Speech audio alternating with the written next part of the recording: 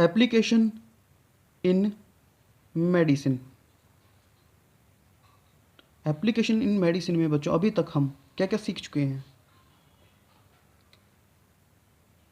सबसे पहले हमने देखा कि जेनेटिकली इंजीनियर्ड इंसुलिन कैसे बनाया जाता है और उसका क्या यूज़ रहता है।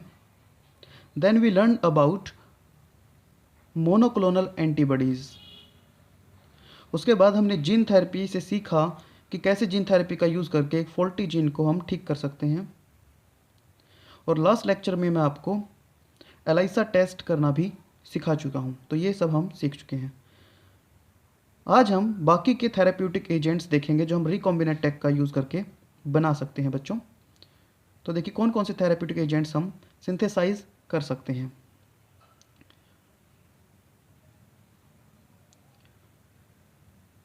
We can make growth hormone हम बना सकते हैं, सोमैटोस्टैटिन हम टीपीए सिंथेसाइज कर सकते हैं बच्चों। इसके अलावा हम स्ट्रेप्टोकाइनेज हम बना चुके हैं और बहुत तरह तरह की हम वैक्सीन्स भी सिंथेसाइज कर चुके हैं। तो चलिए सबसे पहले देखते हैं जीएच के बारे में, that is our growth hormone. This is our growth hormone.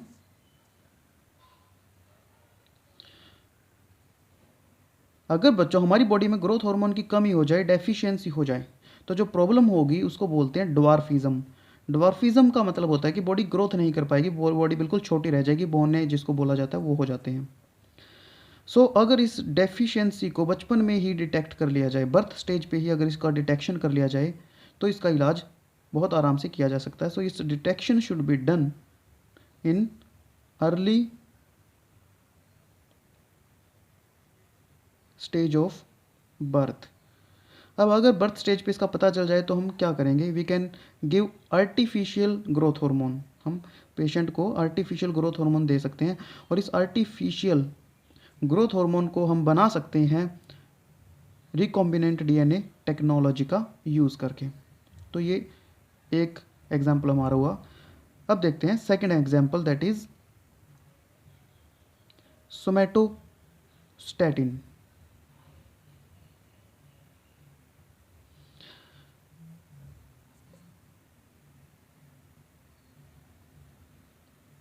देखिए बच्चों, ये एक एंडोक्राइन ग्लैंड आप बहुत बार पढ़ चुके हैं। This is pancreas. पेनक्रियाज के अंदर बहुत तरह की सेल्स होती है, like alpha cells, beta cells and delta sales. जो अल्फा सेल है वो सिक्रेट करती है ग्लूकागोन हार्मोन, और ग्लूकागोन हार्मोन का काम होता है ग्लूकोज लेवल को इंक्रीज करने का। बीटा सेल इंसुलिन सिक्रेट करती है, हम ऑलरेडी बात कर चुके हैं इसके बारे में। और आज हम बात करें डेल्टा सेल जो सिक्रेट करती है सोमैटोस्टैटिन हार्मोन। सोमैटोस्टैटिन क्या काम करता है, देखिए सोमैटोस्टैटिन इन दोनों हार्मोन्स को कंट्रोल करता है, इनहिबिट करता है इनके सिक्रेशन को। इन दोनों हार्मोन के सिक्रेशन को क्या करता है, इनहिबिट, रोकता है। ये इसका एक फंक्शन हुआ। इसका एक और फंक्शन है बच्चों, सोमैटोस्टैटिन एक चीज़ और इनहिबिट करता है, ये स्टमक में हाइड्रोक्लोरिक एसिड के सिक्रेशन को भी इनहिबिट करता है। मैंने क्या बोला, ये HCl के सिक्रेशन को भी स्टमक में इनहिबिट करता है। तो इसका भी बड़ा महत्वपूर्ण है सोमैटोस्टैटिन का।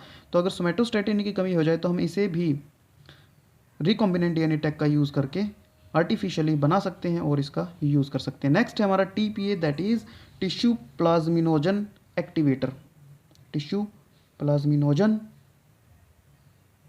एक्टिवेटर बच्चों, ये इंजेक्शन है हमने बनाया हुआ है, एक आर्टिफिशियल इंजेक्शन हमने बनाया हुआ है। और इसका ये हमने क्यों बनाया है, इसका फंक्शन होता है जो ब्लड वेसल के अंदर जो क्लोट्स बन जाते हैं उनको डिस्ट्रॉय करने का। तो इसका फंक्शन क्या है कि ये ब्रेक डाउन करता है, it break down clots formed in blood vessels. Blood vessel में बनने वाले क्लोट्स को ये ब्रेक डाउन कर देता है। तो इसीलिए आप कह सकते हो कि हार्ट पेशेंट की हेल्थ के लिए ये इंजेक्शन बहुत ही काम का है। प्राइस की अगर बात करें, प्राइस से पहले मैं आपको बताता हूँ कि इस इंजेक्शन को हार्ट अटैक आने के 3 से 4 घंटे के अंदर it should be given with in 3 to 4 hours of A heart stroke, तभी इस इंजेक्शन का फ़ायदा होता है। अब बताते हैं इसके प्राइस के बारे में। मार्केट में बच्चों अभी तक इसका जो रेट चल रहा है, हालांकि ये पूछा नहीं जाएगा but just for general knowledge मैं आपको बता देता हूँ कि इसका जो रेट है ये अराउंड 50,000 के आसपास ये इंजेक्शन आता है।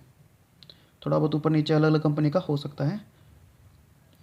तो मैं आपको दिखा देता हूँ कि इसका डब्बा कैसा आता है। ये इस इंजेक्शन का एक बॉक्स है, इसको साइड कर लेते थोड़ा, और देखिए इस इंजेक्शन के ऊपर क्लियरली मेंशन किया हुआ है। आप यहाँ पे ये देखिए, यहाँ पढ़ सकते हैं human type tissue type plasminogen activator injection. अब बात करते हैं बच्चों नेक्स्ट एंजाइम की, जो है स्ट्रेप्टोकाइनेज। ये भी हमने इंजेक्शन सिंथेसाइज किया हुआ है। This is a thrombolytic enzyme, this is a thrombolytic enzyme.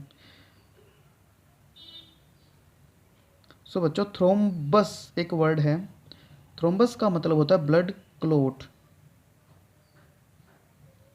और लिटिक का मतलब हम सबको पता है ब्रेकडाउन। तो यहाँ से नाम क्लियर हो गया कि स्ट्रेप्टोकाइनेज क्या करेगा, ब्लड क्लोट्स को ब्रेक डाउन करेगा। तो ये मैंने एक ब्लड वेसल बना दी, जिसमें ब्लड वेसल में हम दिखा देते हैं कुछ ब्लड क्लोट्स। तो यहाँ पे ऐसे ब्लड क्लोट्स जमा हो जाते हैं गलत खाने पीने की वजह से, या गलत तरह की फ़ैट हम यूज़ करते हैं, उससे ब्लड क्लोट हो जाते हैं जगह जगह, जिससे ब्लॉकेज हो जाती है वेसल में।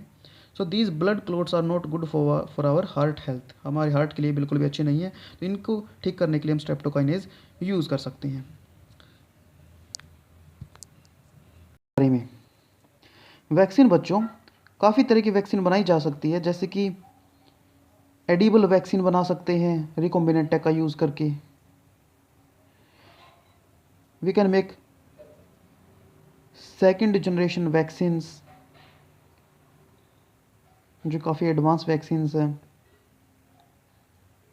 हालांकि थर्ड जनरेशन वैक्सीन भी बननी शुरू हो गई। तो एडिबल वैक्सीन में हम क्या करते हैं कि जीन को, डिजायर्ड जीन को हम प्लांट में डालते हैं और हम प्लांट को बना लेते हैं transgenic plant.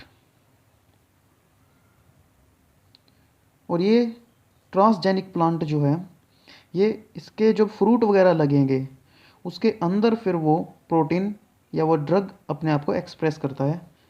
So this is the fruit, और इस फ्रूट के अंदर वो ड्रग या वैक्सीन रहता है। तो इस फ्रूट को खिलाकर भी हम वैक्सीन का बेनिफिट ले सकते हैं।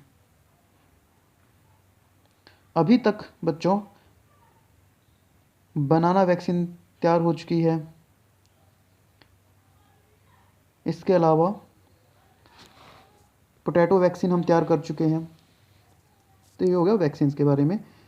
चलिए बात करते हैं सेकंड जनरेशन वैक्सीन के बारे में। सेकंड जनरेशन वैक्सीन में क्या करते हैं हम, जो वायरस है, वायरस के सरफेस पे जो एंटीजन प्रेजेंट है, हम उसको आइसोलेट करके और उससे वैक्सीन बनाते हैं।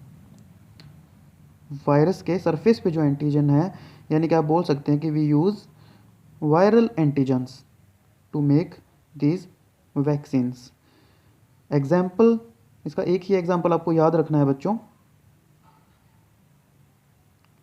Hepatitis B vaccine which is a second generation vaccine. So that's it बच्चों, thank you so much.